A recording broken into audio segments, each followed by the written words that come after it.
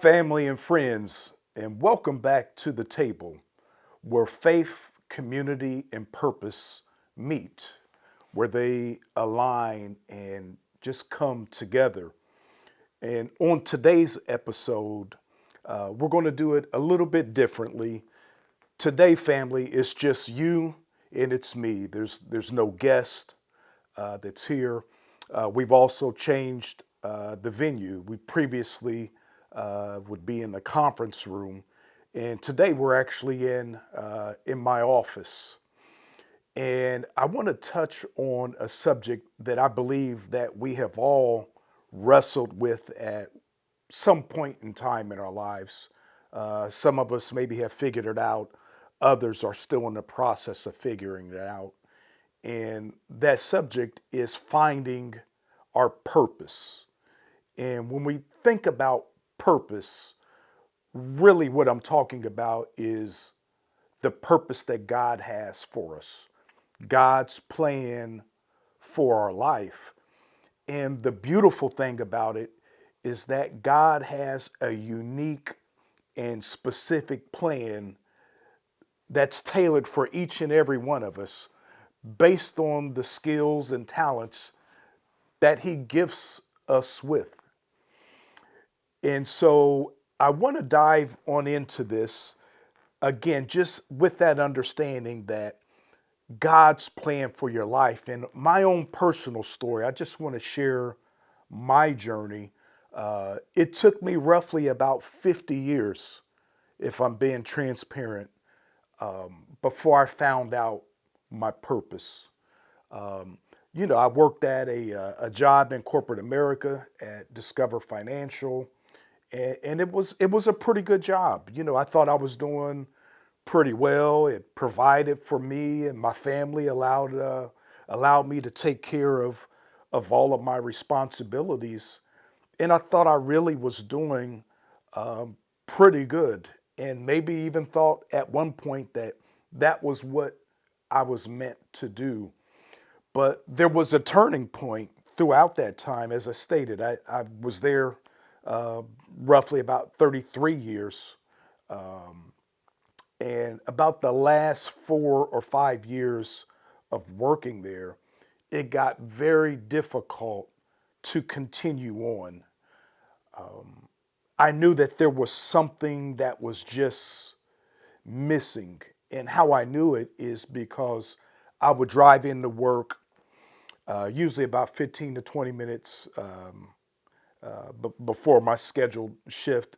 And I would just sometimes just sit in the parking lot and I would have to motivate myself, convince myself to go in. And, why am I here doing this? It became very painful, and I was wrestling with there has to be something more. And as I mentioned, it wasn't a bad job. I made decent coin, right? My pay was pretty solid. The type of work I was doing fitted a skill set. I was in management, so I was involved in making decisions. And so, again, I thought that those were things that I could see myself doing, but there came that point for me where this just wasn't enough. And what was revealed to me was that I had outgrown that point in my life. And perhaps there's someone that's out there watching right now that has gone through that very same thing. They've been on an assignment in a job that maybe they started out enjoying, or they went into it for whatever particular reason. But then you reach different seasons in your life and you start understanding that there has to be something a little bit more to it than that. So again, for me, when I started wrestling with that, I really stepped up my game in terms of just in my faith walk, my communication with God. I've always been very spiritual, have walked in faith, but I took it up like another level and asking to, God, just show me what is it that I should be doing.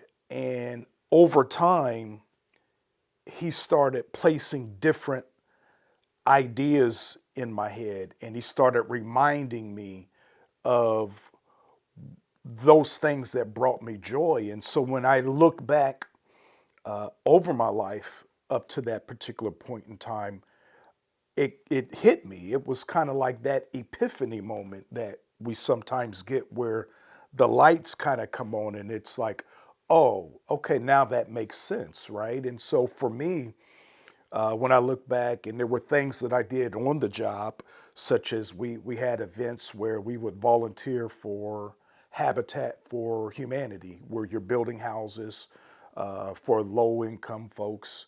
And I was always one that always volunteered to do that. And it wasn't even to get out of doing work. It was, I knew that completing that assignment, doing that was benefiting someone else, and it felt natural to me. It wasn't forced. And again, as I just stated, I wasn't doing it to get out of work or to just kind of goof off or to do something. It was like, I'm really doing this. I volunteered to go into some of the schools and do some mentoring programs. I got involved in a men's ministry, Men of Courage. And at some point, I definitely will have them on the show and we'll talk with some of the brothers that I'm connected with for life about that endeavor.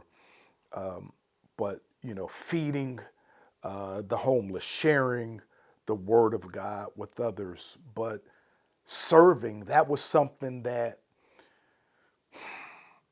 I guess it was natural. It was never something that was forced upon me. And so again, for me, that was kind of how I came about understanding what my purpose was. Now, God does not provide you all of the plan ahead of time. He gives you a snapshot of what the ending will look like, but you very rarely get to find out the game plan all along, because a lot of times if God were to give us the game plan and the things that you have to go through to get there, we might tell God, you know what? Nah, I think I'm okay. I'm a pass. I think I'm going to do something a little bit different. And I'm reminded as I share this with you, I'm reminded of the story of Joseph. And Joseph ended up becoming like second in command in Egypt, and he was given that dream by God, and his purpose was to save his family for a future time when they were going to be struck by famine. But before he ascended to that position of being second in command of Egypt, he was thrown into prison, falsely accused of rape by the king's wife. Again, falsely accused. He was left for dead, thrown in a dungeon by his own brothers, by his family. Again, left for dead. And other things that occurred, but again, I would imagine if he knew that he was going to have to endure that, he probably would not have signed up for that. Fast forward to my own journey, about a year and a half, I worked at Discover and was starting my business, doing trips in the non emergency transportation field. But for a year and a half, doing both of those roles, literally, I'm working 18 hours a day. It's only 24 hours in a day. That means it's only 6 hours to sleep. And there were a lot of days where I felt like, man, I don't know if I can really do this, but I persevered through it. I relied on my faith, but it was that commitment to the purpose. And God continually throughout kept showing me little glimpses of, yes, you're on the right track. Even though, if I'm being honest, and again, being transparent, there were times that I really I wanted to give up. I can recall having conversations with my wife when I first started, and I made some significant financial investments. And at the time, it didn't seem as though it was paying off. I mean, I think the first few months I might have made maybe a couple $100 a month. And this is after spending over over 20, almost $25,000 to begin with. And you don't see the fruit of it coming in right away. But again, God, He gives you that that vision. He gives you, sight is a function of our eyes, but vision is a function of the heart of what God sees. And that's again what God has planted in you. So I'm speaking out there to those that, regardless of what season you're in your life, maybe you're like, hey, Brother Scott, listen, I'm 50 years old. I'm 60 years old. Yeah, I wanted to, I love to cook. I thought about starting up a restaurant, but I'm too old for that now. Well, no, brother, it's still there in you. You just have to tap into that from God and ask Him to reveal some of those things for you. So I want to, in this journey of finding your purpose, there's some points that I want to just talk to regarding like confirmation and how yep, this is what I was destined to do. And so I challenge you, take inventory of your skill sets, the things that are natural for you, the things that some people struggle with, but they come easy for you. It could be in creation, it could be in singing, it could be cooking, building, fixing.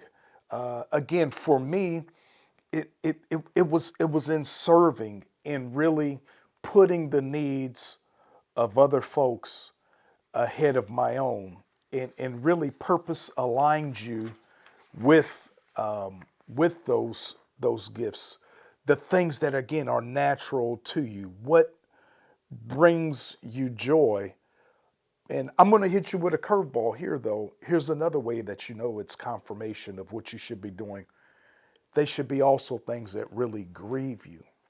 And so for me, I had an experience years before starting the business where I took my grandmother to a dialysis appointment at the time, right? And while I'm sitting there waiting for her, I just happened to notice like other clients were coming in, and they were elder, looked like they might have been struggling just to walk. And I noticed that some of the drivers, when they dropped them off, they just opened up the car door, let them get out on their own, and then they took on off. And that grieved me. And it grieved me because I'm watching this lady barely able to walk, carrying her bag in, and you can just tell that she was run down, right? Later on, as I got to understand the impact and the effects of renal failure, which in the dialysis treatment, you know, and I put the two and two together. Like, not only was she struggling with that. But as I got to forge relationships with a lot of the clients that I served, they were also struggling because they didn't have anyone to help bear this with them.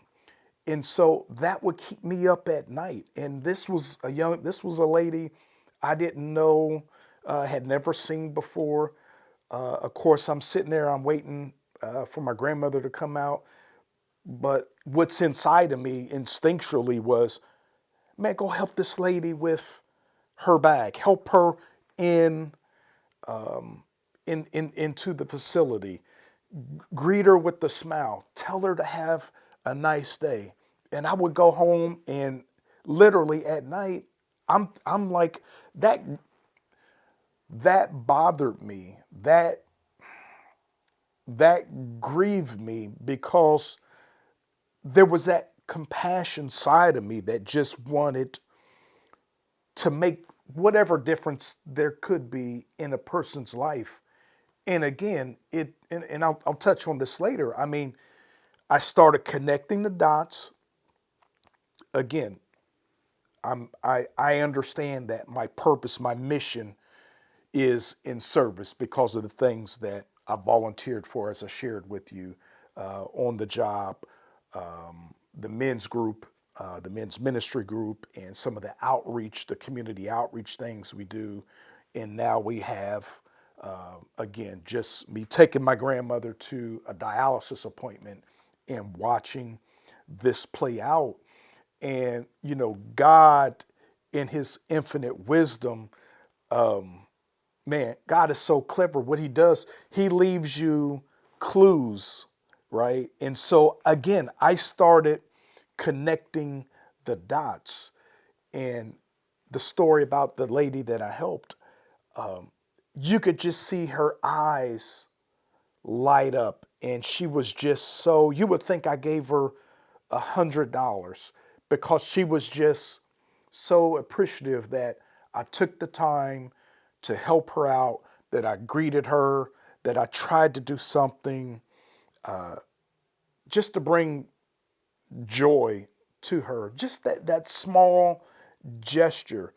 And so God started bringing those things back to my mind, and I was able to again kind of connect those dots.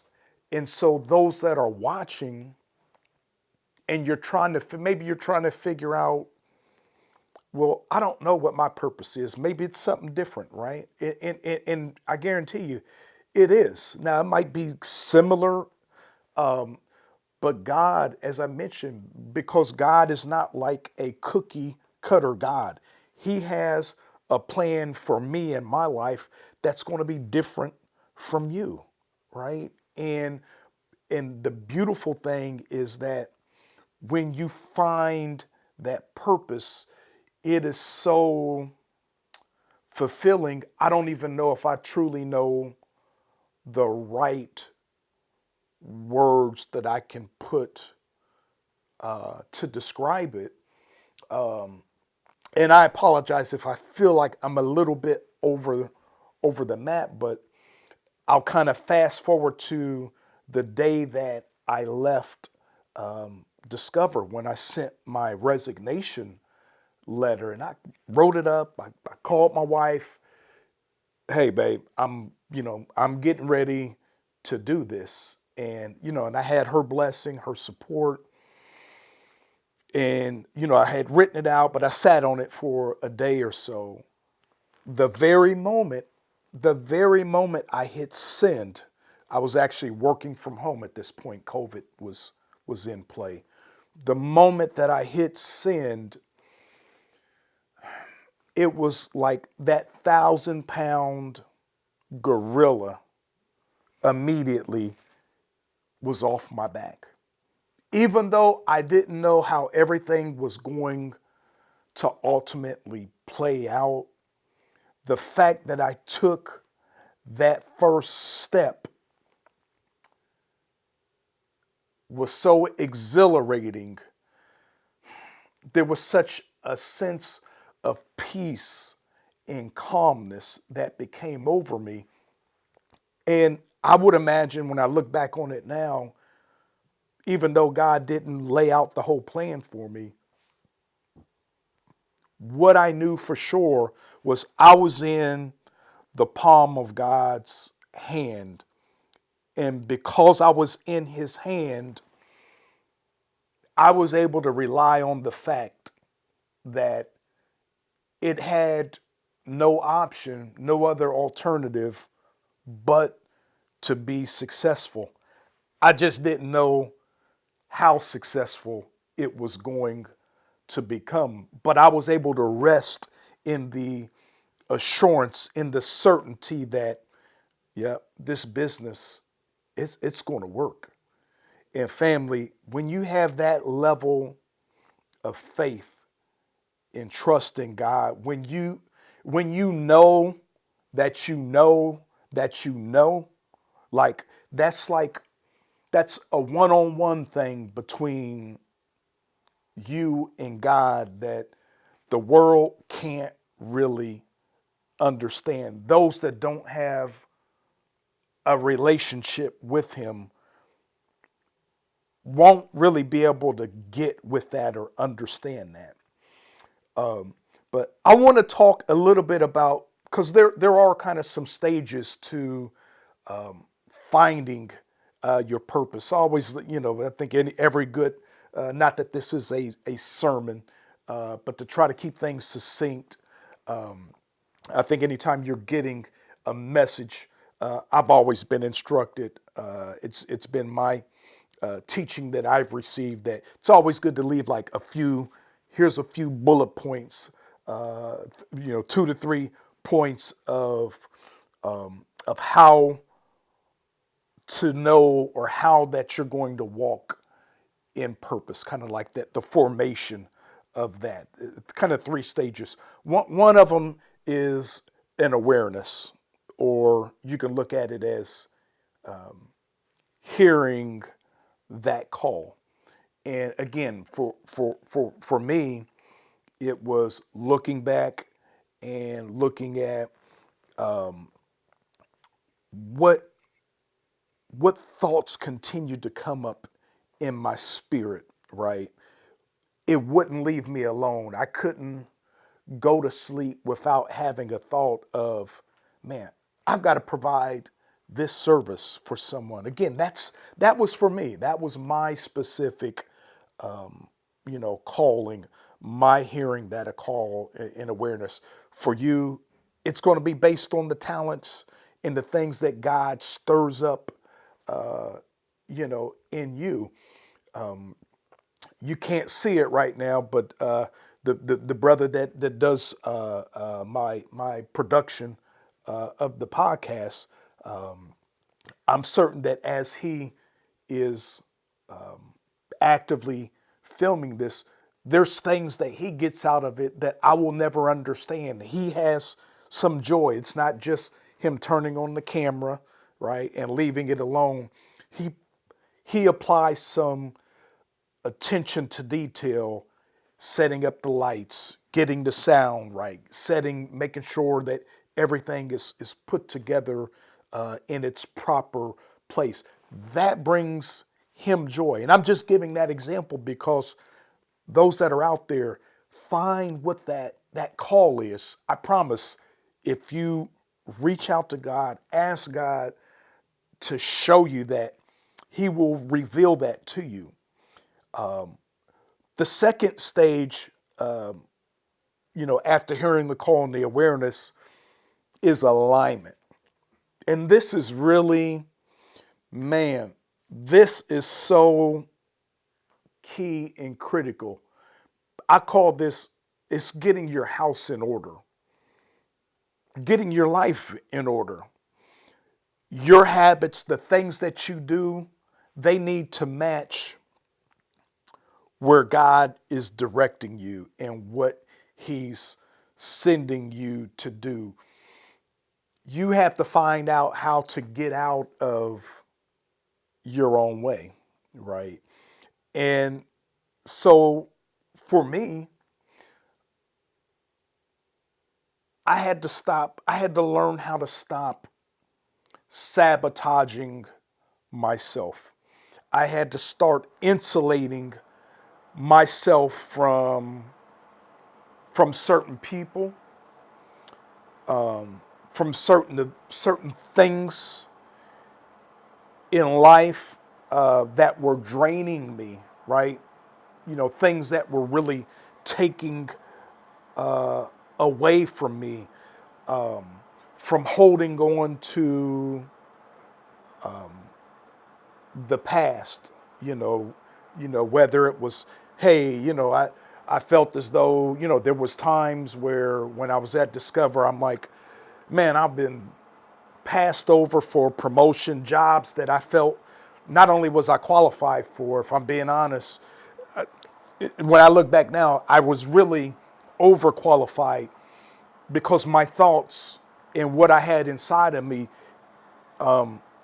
it was bigger than what that job entailed. And that's why I was groaning. That's why I had those late night groanings and I tossed and turned because I knew what was inside of me of what I had to offer. It went beyond that. So, it's funny. I thought, I'm like, God, why am I not doing this? I'm here, I'm solid on my job, I'm actively contributing, I'm coming up with good ideas, but I was just stagnant, wasn't going anywhere. And I know there's somebody out there watching. You've been stagnant, in your life, or again, maybe you're even in a whole different season where you're now in your golden years. Maybe you've retired. And so now you're trying to find out, what do I do from here? Tap back into that because it's there. But I had to learn how to get out of my own way, right? Wasting money on this, on that, just because I could. So I had to really lock in. This is where family, this is like that stage in alignment where you get laser focused on what it is you're really trying to do. And so I stepped up my faith game in terms of my devotional time, with God, really taking it to another level. Again, avoiding, eliminating certain people, because sometimes even people that you love, even family members, everybody cannot go with you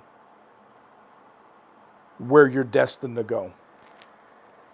And so a lot of times your circle, it's going to shrink. And it doesn't mean you don't have love for them, but you've got to be aligned with people that are able to pour in, people that have the same similar goals that you may have. And then lastly, the last stage is really it's the action part. It's the walking with courage. It was when I drafted up my resignation letter after 33 years of employment and hit the send button. It was when I went out and bought a van and did all the credentialing process without having one client on board. And I'm telling you, that took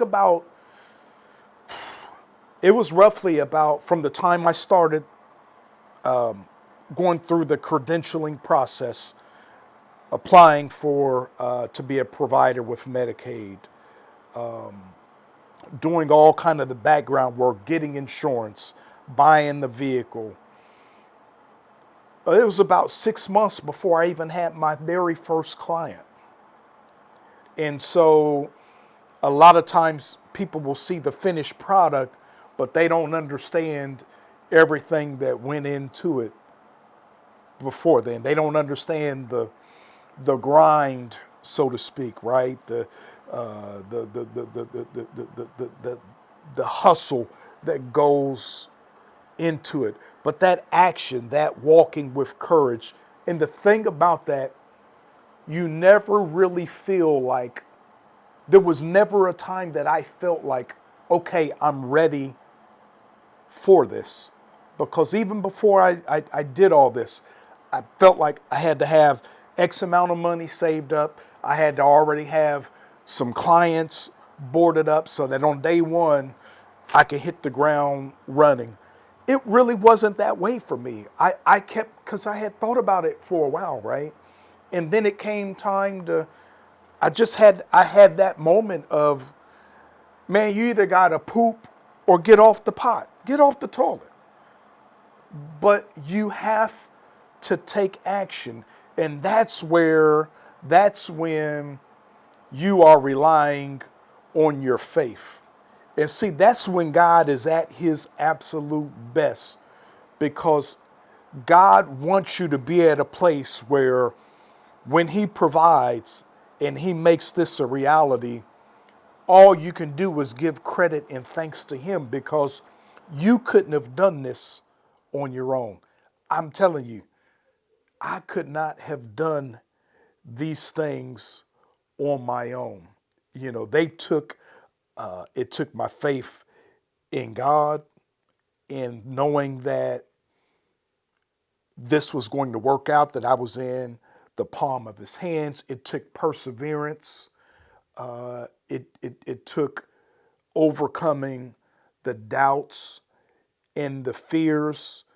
And so, again, I keep kind of going back to this, throwing this back out to my audience. What fear is stopping you from taking that first step? And that's an open ended question. That's for you to ponder. That's for you to take to God to try to find that, if you are, in fact, wrestling with that. So, again, I told you the steps that I took, but this wasn't me by myself, because God also places certain people in your life. You know, your dreams, your vision, it's never just about you as an individual. Your dreams always require, your purpose is always going to require the inclusion of other people to help make that a reality. And there were so many people involved in it. But I would just highlight, there were two people in particular. One of them was my spiritual father and mentor, Pastor Dan Harris. And man, he was a mighty man of God. That you ever find that person that, or come across a person in your life that you meet and you don't really have to even say a word. They have an aura about themselves, like they have an aroma about themselves that is like, man, this dude is, he's just, he's on another level different. Not not putting him on a pedestal, because only Jesus Christ is on the pedestal. But this was a mighty man of God, and we connected, and he devoted countless, man, we met like every, we met once a week for about an hour, hour and a half. And this is him pouring his time in me, because there were things that he exhibited, the way that he moved, the way that he walked, his language, the way that he talked. I wanted to emulate that. I wanted to, I wanted my life to embody those characteristics. When he walked in a room without saying a word, he shifted the atmosphere in the room. There was a presence that he had that it's hard to explain. And he wasn't a physically imposing figure. In fact, he was, you know, by normal standards, probably shorter in stature, but he might as well have been the size of Shaq. I mean, he was just, that was who he was, because his words and his actions, they aligned and they met up. And his words matched his beliefs. And he lived what he talked about.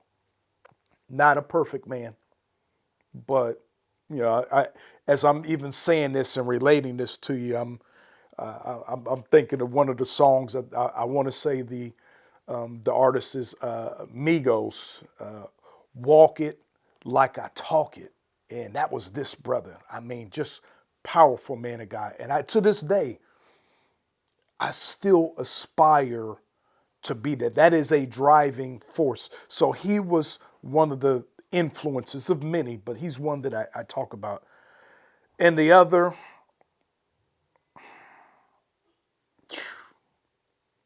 was my Aunt Sharon.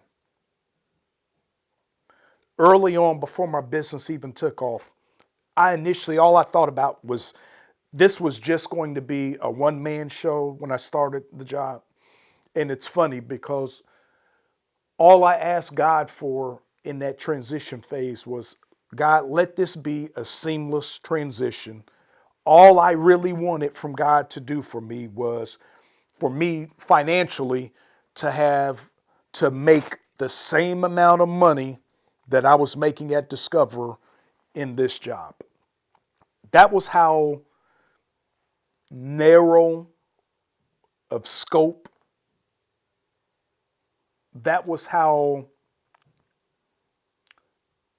minimal I was thinking about the bigness of God. And it was my Aunt Sharon, again, early on. I may be a good year into the business. And she calls me over to her house. And I didn't know what she didn't really state what she wanted. She just said she wanted to talk to me. She calls me over and she asks me, or actually she says,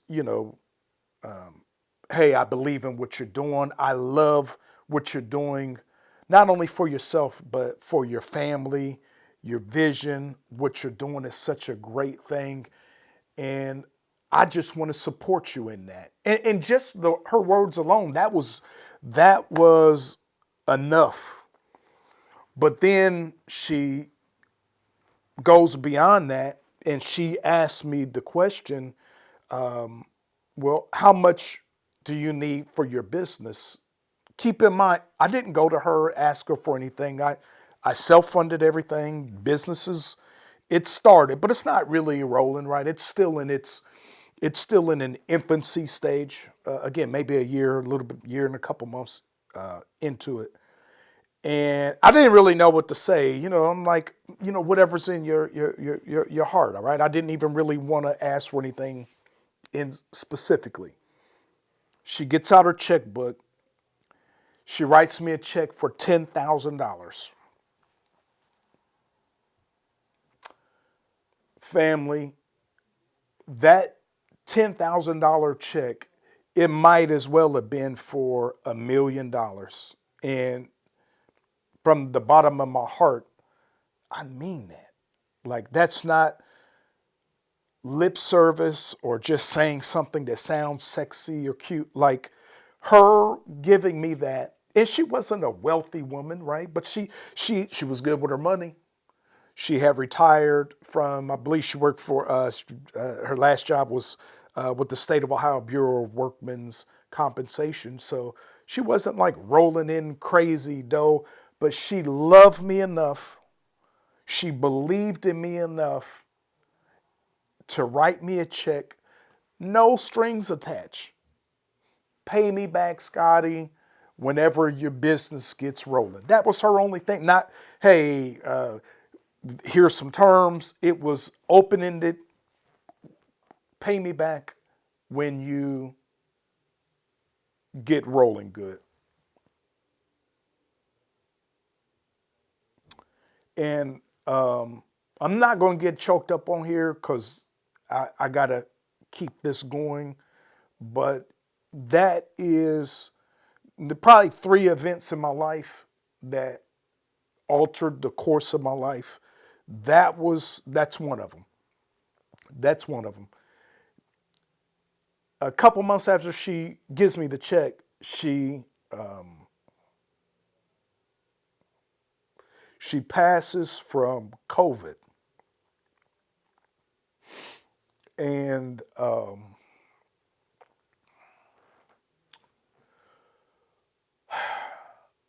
I had paid her a couple $1,000 of the 2,000 back. Like I said, she passes from COVID.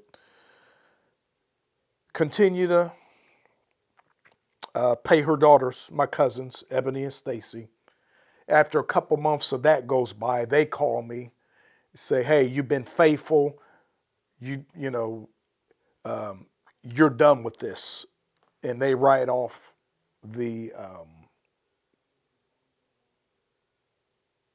they write off the remaining amount. They write off the remaining amount that I had owed to their mom. And man, um,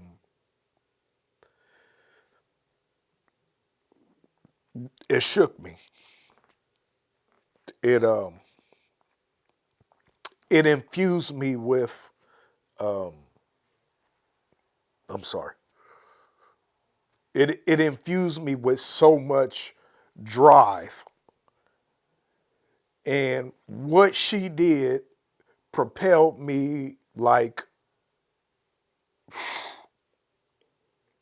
I'm on a different mindset. I'm on a different mission. She opened up my eyes to see, man, what, you thought you was just going to be driving? And so I can distinctly even remember her saying, I see you one day having 10 vans. And that helped. And I know she's watching, and I know she's proud of me. I wish she could see it in person so she could know how much what that meant to me. Like that was just next level. Like, again, changed the entire trajectory, not only for myself and for my business, but also for my family, for the legacy that's coming behind me. And that's what other people have done in my life. Pastor Dan Harris, and my aunt Sharon Caldwell, and an extension of my aunt Ebony and Stacy. And so I hope they'll find a way to that this hits their eyes and ears as well, to be able to understand that what they meant and how much of an impact their mom, my aunt, meant for me. So this isn't just about me. Your purpose isn't just about you doing something for you. It has to be all inclusive of others. And there's going to be other people that will join in on this. And so, lastly, I really just want to kind of talk about just a few of some of the obstacles, right, that people that they face, that they encounter, and just some strategies I think that can be used to overcoming them. And one of them is failure. And I don't even want to put out like these numbers because I won't get it right. But I know Michael Jordan is he's said so many things regarding failure, the number of times, the number of last minute shots that he missed. And I think the gist of it was that you'll miss 100% of the shots that you don't take. So there was never a fear of failure. It was cut from his from his junior high basketball team, and that's when you think about it, that's you can't really fathom it. It doesn't make sense that unarguably it's not even a question. It's not a debate. Uh, the greatest in my lifetime, the greatest basketball player cut from his high school basketball team, right? But we can't be afraid of failure. And I don't even really use the word failure anymore because it always comes down to those are learning opportunities. Those are learning moments, right? Even when you take financial loss and trust me, along the way, I've done some too many, unfortunately, to remember, but I've had some financial missteps along the way. But they're things that teach you a lesson. Uh, Being afraid to step out of the comfort zone or to be uncomfortable.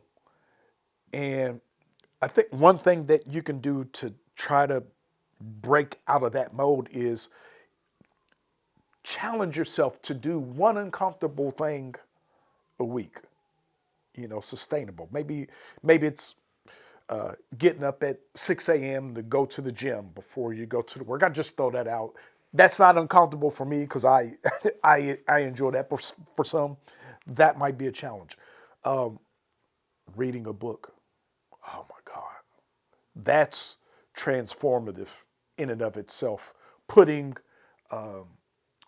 putting the phone down, delaying scrolling on Instagram that can be so addictive. Setting aside that time, starting whatever it is that your purpose is with what you currently have. See, God just wants you to make the first move. He's going to add to whatever it is that you're doing because purpose is always going to come with partnership, right?